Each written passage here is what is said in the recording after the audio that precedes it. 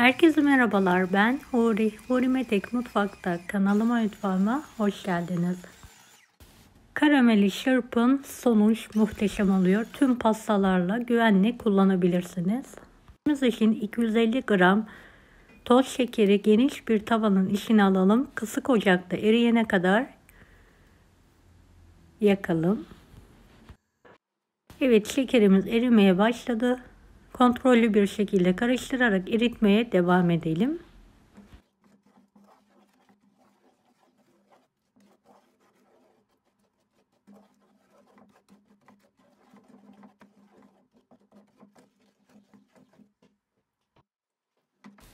Şeker tamamen eridikten sonra 60 gram tereyağı ekleyelim. Karıştırarak yağın erimesini sağlayalım.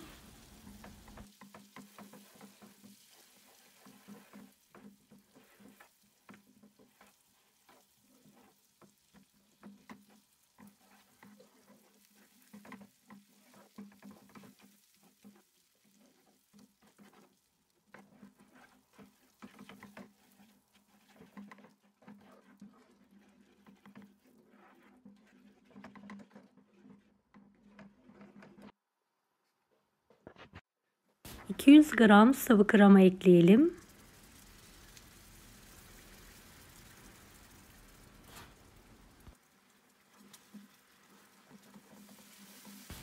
Evet, kıvam alana kadar pişirme işlemine devam edelim.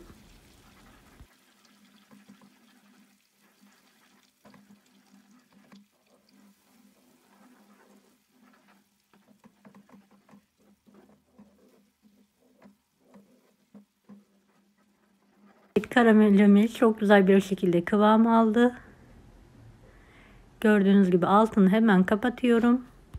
Hızlı soğuması için geniş bir borcamın içine alalım. Kendi halinde biraz soğutalım. 10 dakika buzdolabında dinlendirelim.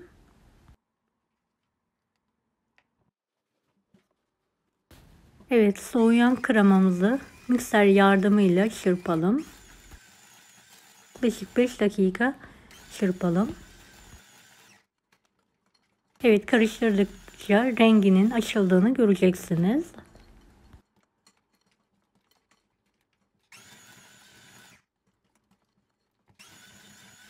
Beni hangi ülkeden veya şehirden izliyorsunuz merak ediyorum. Yoruma yazarsanız sevinirim.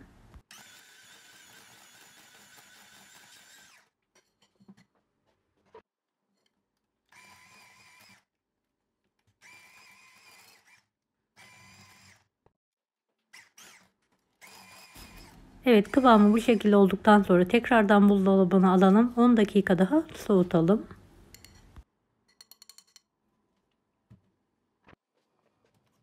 Evet, soğuttuğumuz karameli tekrardan çırpalım.